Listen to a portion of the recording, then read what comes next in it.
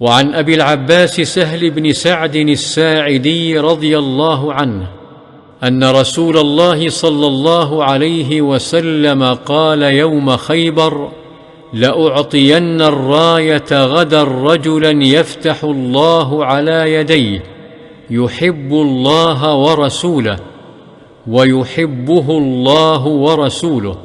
فبات الناس يدوكون ليلتهم أيهم يعطاها، فلما أصبح الناس غدوا على رسول الله صلى الله عليه وسلم كلهم يرجو أن يعطاها، فقال: أين علي بن أبي طالب؟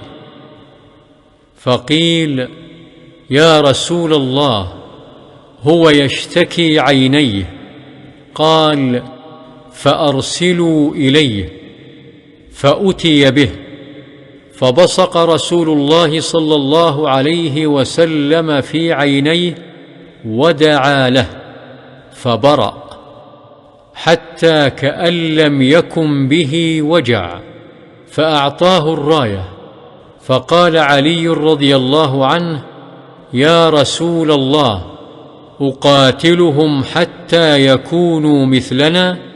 فقال: انفذ على رسلك حتى تنزل بساحتهم، ثم ادعهم إلى الإسلام، وأخبرهم بما يجب من حق الله تعالى فيه، فوالله لأن يهدي الله بك رجلا واحدا خير لك من حمر النعم.